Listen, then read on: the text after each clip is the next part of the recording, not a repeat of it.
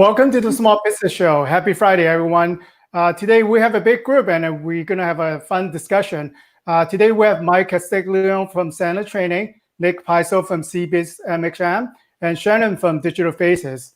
And we also have a special guest, Pat Clark from the LA Area Chamber of Commerce. Good morning, everyone. Morning. Good morning. Morning.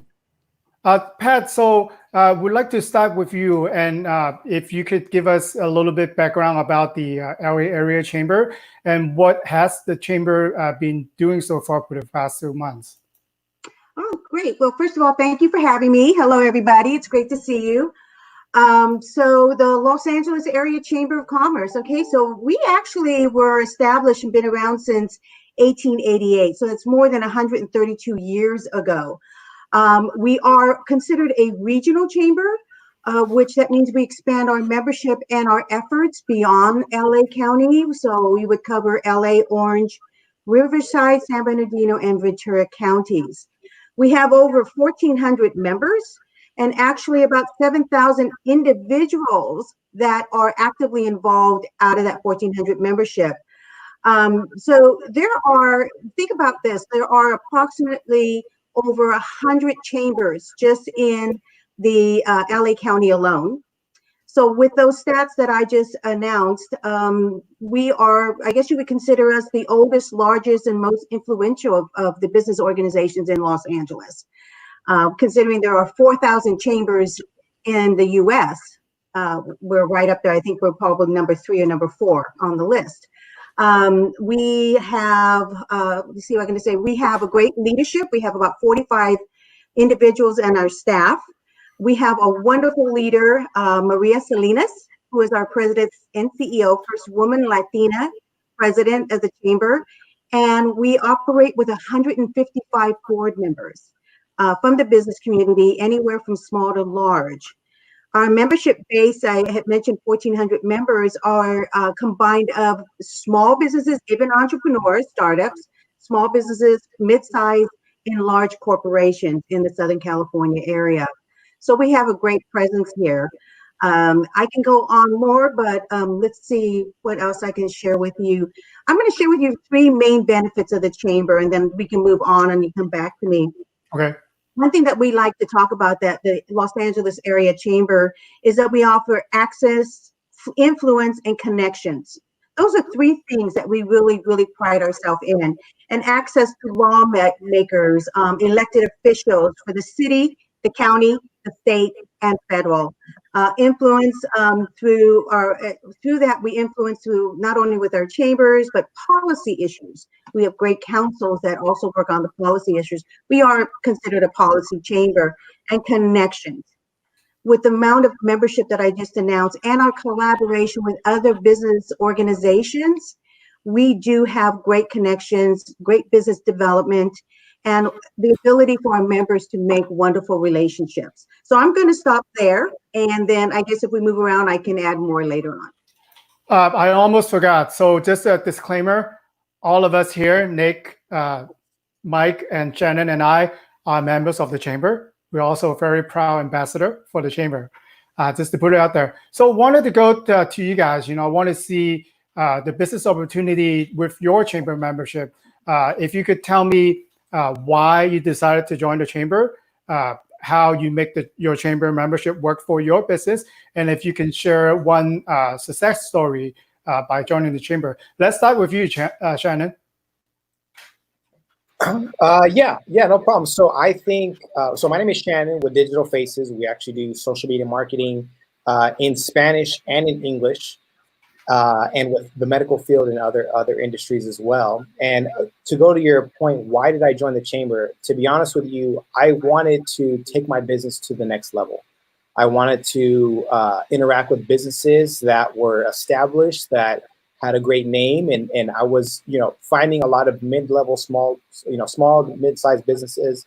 And I said, you know what, how can I not only gain more credibility, but also rub shoulders with a lot of bigger entities, even just to learn from it, and hopefully do business with in the near future. So that's why, I literally Googled, and I'm not even sure I told Pat this, I Googled the biggest chamber in Los Angeles. I just Googled it. And then the first thing that came up was Los Angeles Area Chamber. I'm like, makes sense, right? So I actually went to a chamber event, and on my first event, which is actually Politics and Pancakes, because, when you're thinking about joining, you can actually they let you taste the different events. And the first event I went to, I met the CEO of the Boys and Girls Club, and I was just like, wow, I can't believe I'm sitting right next to him.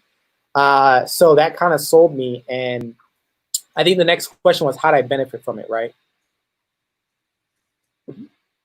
Swire, I think so, right? So I think the way I benefited from it, not only, honestly, it wasn't only just business, but what I've learned through how, policies work, how LA as a unit works in conjunction with my business. I think a lot of business owners just think, and as I thought before, all I have to do is grow my business and that's it. But there's more at play here, right? And even during COVID, I was getting updates quicker and faster than any of my other colleagues as far as what was going on in the city, because I was plugged into the LA Area Chamber of Commerce. And not only that, it opened me up to other speaking engagements because I had the LA Chamber name behind me. And, during everything that was going on, I'll end with this, that I was, now that I'm connected with so many other business owners, it allowed me to get ideas from other people and mastermind with other individuals and other business owners on what can we do to adjust and pivot. And it made us be able to pivot quicker than other businesses that probably weren't even connected. Okay, how about you, Mike? I love what Shannon and Pat are saying. And I guess the main reason I joined is I didn't do a Google search like that. I joined for a sense of community. I think as an individual business owner, I have a small team, is a sense of community to not only grow, but to be connected. And doing my research, there's a lot of great chambers in the area. I think that's one of the beauties of Los Angeles is there's so many opportunities, it gets overwhelming. And as Shannon said, is after I, engaged and gone to some of the events, there was a clear sense of community with the LA Chamber, and people are very open. Again, as the full transparencies, we're all ambassadors. Ambassadors would come over and welcome you in, and I think that's great. When you walk into a room and you don't know anyone, and you've got people approaching you and talking to you about what do you do, and making you feel welcome, and more importantly, what are you looking for? With 1,400 members, everyone's looking for a little bit of something different. And there's so many different organizations and niches that you can fit yourself into that it can almost become overwhelming. So having someone to shepherd you through the process to help point you in the right direction, that's what I was looking for. And what have I gotten from it is exactly what I was hoping for: community, friendship, and business. As Shannon was saying, is learned a lot. It's nice rubbing shoulders with those who've been in the same and similar industries longer than you have. So there's that mentorship to really push yourself to that next level, because there's a competition, right? If you're not growing, you're stagnant and you're not looking to move forward. And I love the ability to think outside the box, collaborating with Pat and the rest of the ambassadors of how do we problem solve during this time? Like, how do we have this community and connection even when we can't leave our homes? And it's been challenging and innovating over the last 4 months of just kind of coming together, thinking about how can we build these relationships, how can we keep going, even though times are different. And rather than, looking internally and stopping, is looking to the people to the left and right and just keep growing. And the beauty of all of this is getting delivery of my breakfast in the middle of it. Okay, so let's go to you, Nick. Nick, you work for a billion-dollar revenue company. So in the SBA standpoint, CBIZ MHM is actually a mid-sized company with over almost 5,000 employees. So from your standpoint, how does your chamber membership work for you and what you do? Right. We're considered in the accounting world a mid-sized firm, and so we're a top 10, but we're a mid-sized firm. And so typically, yes, our clients tend to be the larger small businesses and the medium-sized businesses, both public and private. So when I first was approached by the chamber, by the way, I was solicited to join. I didn't do a Google search. I had a colleague in another service line say, hey, have you thought about the Chamber of Commerce? And I don't know how many of you listening out there roll your eyes when you first hear that, because you go, oh no, I'm going to be directly solicited and just bombarded and buy my thing. And I said, that's not where I want to be. And they said, no, it's different. Come see. Okay.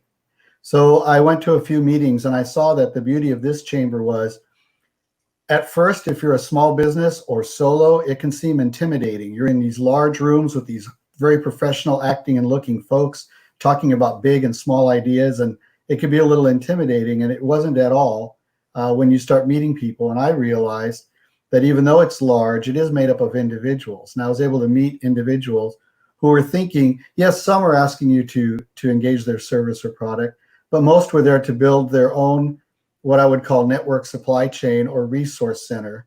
And to Michael and Shannon's point, tell me what you do. Let me see who I know. Let me tell you what I do. Why don't you see who you know? And so the beauty of CBIZ MHM being a member of the LA Chamber, there's three big reasons. One, as a business member, any of your employees can go to any event and are actually members. So at any time, any of our practitioners or my colleagues can attend or not attend as needed with their schedule or the subject matter. So that gives us a breadth that a lot of other chambers don't give. The second is, most businesses start out as a small business, but not all of them stay that way. A lot of them want to be pulled forward or have bigger aspirations or goals or strategies, and that's where we can come into play. So even though we don't work with a lot of small businesses, we do work with a lot of small businesses with big ideas, and the chamber offers us access to those folks, as well as the people who are currently working or advising those people. And then the third one is, there's this large group out there that is advocating on our behalf as business folks and as individual citizens to make the community more vibrant and more active and more involved and more progressive in ways that everyone can benefit. And so to have an organization like that where you can contribute and get something back, it's not as common as you'd think. And so that's a lot of the value we see there. I was asked to be an ambassador about a year and a half or so after we joined. And at first I thought, well, why? And they said, because you'll be like the reference librarian. You might not have read every book, but you certainly know where they are. And so as an ambassador, you can meet new people, to Michael's point, and say, who are you looking to meet? What are you looking to do? And you can be that pivot point for folks and point them in a direction to an expert or someone who heads up a council. So that's the biggest reason we did that. As far as success stories, I would say it was exactly that. Someone who had a customer base or a client base saw the value in what we did on the tax audit or valuation side, and said, I need to introduce you to a client of mine. So we don't really have a lot of actual chamber members as clients. We have them as a trusted referral source, as we are to them. And that's how that's happened. And so it's been a nonprofit organization. It's been in the litigation support, forensics area. It's been in the tax area, certainly with COVID. All our service lines. And so can I add to Shannon, you're on mute. Okay, yeah, I just wanted to add to what Nick was saying as far as, some businesses, might be starting off, or, maybe just be themselves, or have a couple people on their team like myself, as I started. But you start to realize that a lot of these bigger companies actually need your expertise. So it might feel intimidating being around a lot of these big companies, but when you have, like he says, they're filled with individuals. So when you have an individual conversation with them, you realize that these individuals also have problems that you might be able to solve as an individual, right, with that expertise. So I just want to, I had the same intimidation, so I wanted to share that. Yeah, like for me, I like to meet a lot of people, and then I'm going to steal it from Mike. He said that, you're 6 degrees from Kevin Bacon. And, in the chamber, you can find your Kevin Bacon pretty quickly, because we have a signature event where you meet Magic Johnson, Mayor Cassetti will be there. And they also have access to Sacramento, access DC. So you might be 2 phone calls away to whoever that you're trying to meet. And for me, I was the Ambassador of the Year for 2018. I actually get to sit in a room with other board members, and by participating, by being active on at the chamber, you do get to meet a lot of people. So I do encourage you to check out check out a few meetings to see if that's for you. And with that, I wanted to open up the room and let's talk about networking in the digital world. And normally we go to a lot of meetings, we shake a lot of hands. Right now, we couldn't physically go to networking events. So how are you guys handling your networking in the digital world? Yeah, I can start on that one. To your point, Swire, some other folks on this show have been Ambassador of the Year. And when you're at that dinner or that afternoon event, I did say I appreciate that this is a chamber of commerce and not a chamber of networking and business cards. Because that can be a frustration of many people going, I met 20 people, I have 20 business cards. I'm not seeing commerce from this chamber of commerce. And so to your point, it does give you access to those folks, and people are interested in commerce. In this digital world, yes, you're right. The visceral piece of business of a handshake, a hug, a look in the eye, a nod, body language, all those things are now either gone or virtual. And so while they're necessary and important, they're not so unique that you can't live without them. And so around social selling or social media or just social interaction prospecting, many of the same tenets apply. Still being polite, still being knowledgeable before you contact someone, still being respectful of someone's time and energy, still positioning yourself quick enough to where you can capture interest, or just as importantly, they say, no, not me, but let me put you in touch with who it is. And then understanding how someone is evolving through their business or in their career. One of the advantages I've seen of not relying only on interface meetings and things like that is through LinkedIn, for example, you can follow someone's career progress or dynamic. So if I'm following Swire, right now he's with Garuda Promo, and I'll get a notice on LinkedIn. Swire is now VP of marketing for big and easy, worldwide company. Like, oh, I know Swire, good for him. And I can call him about that dynamic change. So as a small business, if you're networking through LinkedIn or something like that, you can follow businesses, you can follow industries, you can follow people. And that way you can change your prospect message, you can change your positioning, or possibly even change your service line or product if you need to flow. So how we're addressing it here is we're researching a little bit more, but on the front side, it's actually making it easier to reach people because we're all in the same boat. It's not a new idea that someone's calling you or reaching out to you through LinkedIn or something. Everyone's doing that. And so there's a targeted program. I won't go long on that.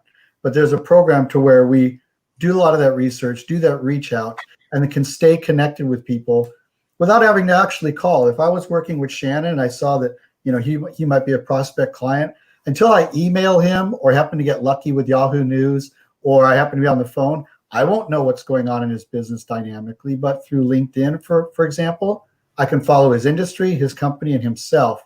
And as the dynamic changes that I think I can help impact, I can reach out. And the beauty of it, vice versa. Because many people are going to listen to what you do and go, so who are these people again? What do they do? And why are they calling me? And maybe you'll interest them enough that they're following you and seeing what you're doing. So just the presence and the ability to follow up, I found has been an advantage. Coming all full circle, still respecting people as humans, trying to get as visceral as you can through a screen, respecting their time and still being relevant. Yeah, thanks, Nick. I'll jump in. And I think first and foremost is research. So you asked, how do we network in this virtual world? Is do your research. There's so many events out there now that you can attend one in Georgia or New York, you know, or here in Los Angeles. Make sure that it's going to be a valuable use of your time. Is it a local network that just happens to be national right now, and in the long term, probably not going to be a group that you want to be a part of? Or is it an opportunity for you to meet people nationally? So first and foremost, do your research on it. I recommend Sunday night before you start your week. You know, if you network a lot and you try and put 1 or 2 activities on your calendar, take a look. Use Eventbrite or Meetup or any of those major platforms. Obviously, the LA Chamber has maintained an active presence in virtual networking. Pat and I have put on an event once a month, so you can definitely check that out. And like Nick was saying, is be present. Don't show up ready to hand out your digital cards, but be aware of who are your clients, and more importantly, what type of chips are you bringing to the table? What can you help with? And what I always like to ask is, where are you networking? A member of the chamber, Rose, she's a partner at Snell and Welmer, and she was like, we're actually putting on a lunch twice a month. And so I got connected in that. Nick attends that one. And it's just, if you don't ask, you don't know. So I'm always asking who someone can connect me with or how I can connect someone. I've now added in, are you virtually networking, to my conversations as I prospect and build relationships? And I always ask, where are the good events? Because you can easily waste an hour and a half of your time if you didn't do your research or it's not a right fit for your industry. So research and then be present and continue to ask and give.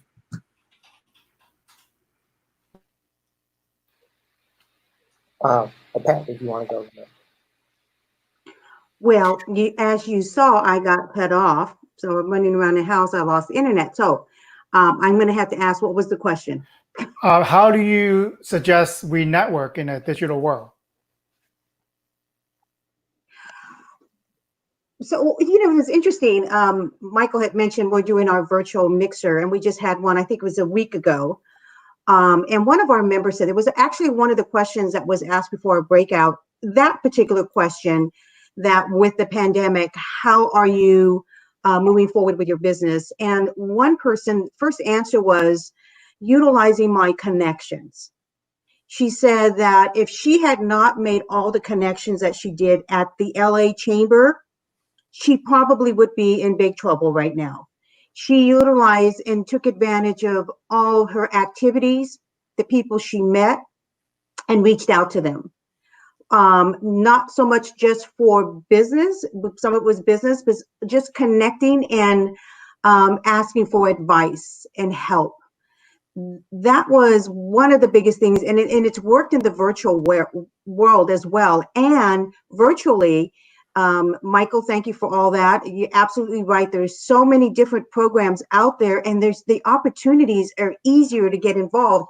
And we are a chamber that we like to say we're conveners and we're connectors, and we like to collaborate. So what we've been able to do is collaborate with other organizations. Other organizations are very open to collaborating, because what they are doing, what they see the value that we saw was our members, because we're able to do this virtually, our members are meeting other businesses outside our circle of membership. So as an example, we've partnered with the San Fernando Valley Chamber of Commerce in their membership. And you've expanded your network through that virtually. And so we're doing more and more of that through virtual networking. Our communications are faster and we can get out there. One of you had mentioned how we're doing a great job on the pandemic and our information is going out. So we're doing that virtually. Our webinars, we're able to turn those around quickly. We're gathering that information and we're getting it out there. In the chamber world, one thing that we've discovered as different staff in the chamber world, that we are seeing more and more businesses reaching out to chambers. They are reaching out to chambers because they know that we are there getting the information quickly and we're getting it out virtually. So that is really inspiring to hear that. People had thought that chambers of commerce were old fashioned. Well, guess what? We're back on top, baby. How about you, Shannon? One of the things that I kind of want to echo Pat on was reaching out to your current network. And I think that's something that Mike did amazingly, and I kind of got a page from his book, is, like Pat said, if you've been networking with people, or in any form of fashion, whether it be the LA Chamber of Commerce, whether it be your personal network, like, have you gone through your contact list in your phone and reached out to everybody, right? How are you? How are things going? And you'd be surprised on how it'll fall back on you, right? Oh, how are you doing now? How can I help you with your business? And just honestly continuing on with your network, right? I think this is the time to, like Pat says, utilize your network. Talk to your database first, right? Because, warm leads are easier to convert than cold, right? So the people that you've built relationships over the years, this is the time to call them, right? How are you? How are things going? And you'd be surprised how much business you'd be getting just on that alone. And, I know Pat said it, some people have been saved through their network. And even for me, I've talked to people that I've known, and I just wanted to reach out. Hey, how are you? How are things going? And vice versa. Like Mike reached out to me. How are you? How are things going? Right. And there's no accidents. Right. And this is why I think he came out on top out of a lot of people that I know, because he was one of the first to reach out to his network and not be selfish. Right. Think about your network as well. How can you add value to them? And from a strategic standpoint, it will come back to you. And that's one thing that honestly I should have been doing a better job at, but I learned actually, and it's been helping me out now, is how can I add value to my network? Because guess what? People are going to remember these times and who helped them and who was there for them. So, and that's going to stick with them for a very, very long time. So I think, how do we network in a virtual world? The first answer is to reach out to your current network virtually. And right? How we get to that is if you found yourself at the beginning of this pandemic and you didn't have a Rolodex where you can pick up the phone and call a couple people, how have you been networking? Have you been showing up just passing out cards, or have you been trying to listen to really understand people and doing follow-up meetings? To me, that's the most important. The networking event is just a medium to connect. It's what you do afterwards. And if you didn't have a Rolodex to pick up a phone and call someone to ask how they're doing, do a little reflection on yourself. Is what have you been doing for the last couple of years in your business? Are you making meaningful connections, or are you just kind of hoping? So as you continue to move forward, focus on getting to know the business owner, not just trying to do commerce, and then follow up. It doesn't have to be a whole afternoon, but 15, 20 minutes, hop on a Zoom call or a phone call, get to know how they are and get to know how you can help them. Because like you said, it will come back when you help people. Mike, when you're networking and you're prospecting, if you're a small business, you have time and money. That's it. You have time and money. And so if you're going to spend your time prospecting, actually schedule time to follow up. Because if I call Shannon, I go, hey, Shannon, I'm looking to build my business. I trust you. Is there anybody you can introduce me to? Yeah, I've got a buddy named this and I've got a client named that. And I write that down and I get excited, but I spend my whole day just prospecting. I've lost the whole reason I did it in the first place. And so one thing I've found to be a time management frustration is you get a lead or you get a referral, or you get an introduction, and you haven't carved out time to follow it through truly and truly build that relationship deep and wide. And so if there's folks out there in a small business wondering, yeah, this sounds great, but if I do all this prospecting, I got to get back to work. maybe shrink that by 20% or 30%, use that amount of time to do the follow-ups that you will then get through those deep relationships. And then guess what? More deep relationships. And then guess what? Better prospecting. Yeah. Well, I want to keep everyone conscious of your time, and you got a shout out there for you, Shannon. If all of you can name one actionable item, that for viewer that listening right now, that you can do right now at the Chamber of Commerce, if you can make one suggestion, so we can all take some action for this Friday. Well, I'll make mine easy. A little self-promotion is August 5th. We'll be doing a virtual mixer, 4 to 5:30. So I don't know if the link's live. If it's not, reserve 4 to 5:30 on your calendar for August 5th, Wednesday. I would say that even if you're, for small business, even if you're a solo practitioner, you are not alone. You are not alone. If you're a chamber member, you have many people you can reach out to. Even if you're a stranger, just say, hi, we have something in common. I'm a member too. Here's what I'm looking to do. And so I would say an actionable item might be, if you're feeling frustrated, stuck, or alone as far as pushing your business out, go to the chamber website or the directory, go to anyone you've met there as a starting point. I guarantee you could chain link your way to who you need to meet and how you want to build your business or whatever you're trying to achieve. I would say starting today, call 5 people that you know, message 5 people on Facebook that you haven't talked to in more than 6 months. How are you? Simple as that. And number 3, find a way to get and acquire business online. If your sales process, marketing process doesn't have a branch that's 100% online, you have to be what I call COVID proof, right? Even myself, right? We have actually recently put out ads for our own business, right? And it's surprising that we've gotten so late to do this, but I'm like, we need to utilize, we need to eat our own dog food. So, call 5 people, message 5 people, and find a way to, and it could even start off with creating what's called a link tree for your Instagram, right? Where you have a couple links of what you do in your business, but find a way to, and between Mike and myself and other people in the chamber, you can find a way to start acquiring and building a customer base 100% online. So that way you're what's called COVID proof and your business keeps going. How about you, Pat? Well, you all make great points, and I hope this is recorded because I need to go back and write down everything you all said.